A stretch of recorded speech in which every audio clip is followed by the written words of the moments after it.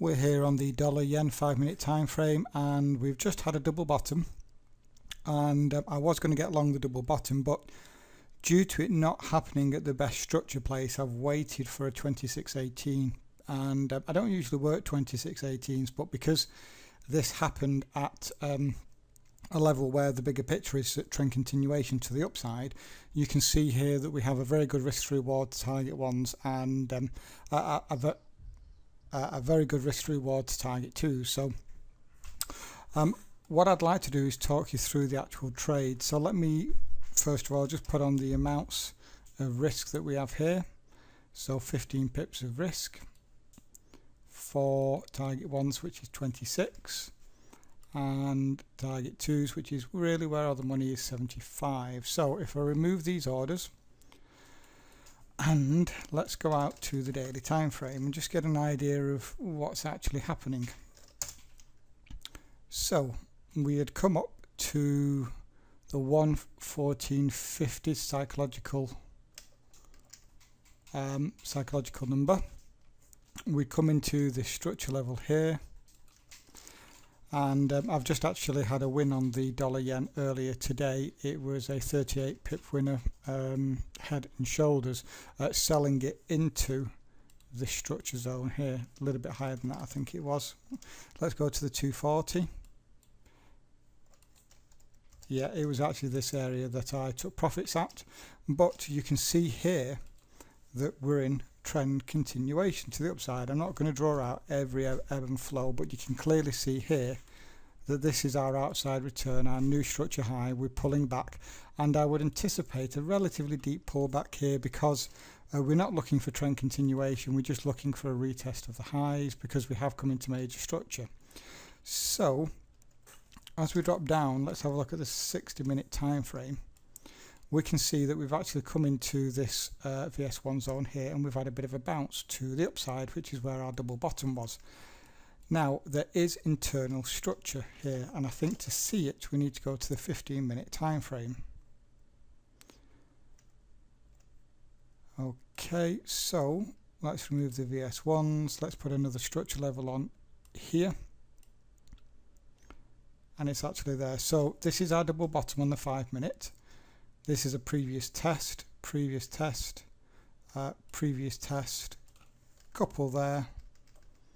So not the best zone to look for a double bottom, but or should I say, what I did then on the 5-minute is I simply waited to make sure the double bottom formed, and then used the technique called a 2618, which is where we simply look for price to come into a 618 fib. And there it is, into a 618. That typically lines up with the internal structure of the double bottom, as you can see there. And then what we'll look to do is play for the extension. Now I'll be looking at structure trades here. So first targets are going to be right at the 11400 flat, which is this structure zone just here. And then I'll be holding for secondary targets for a complete retest up at the top. Now the reason why I'm looking at taking target ones there and not letting the whole position ride is very simple. We are not in a position here to really hold for the market to go all the way up and hit targets. What could happen here is we could come back down, retest the lows, put in another double bottom, and then rally up to retest the highs. So I just can't get my stop in a position here that would allow for the market to come down, turn and go up. So I have to take targets at the earliest place, move to break even, and then just wait to see if price is going to go higher or whether or not it's going to turn around and stop me out. And if it does do that, well then I'll be looking for another opportunity to get long. So there we go. Again, had the opportunity to get long on the double bottom, didn't take it, structure wasn't good enough, so waiting for that 2618, and let's just hope then we can get some profits out of this market.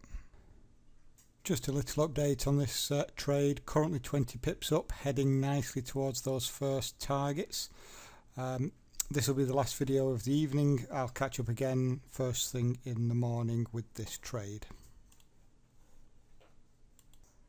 And we're back for the final part of the video. The time is almost 6:20 in the morning.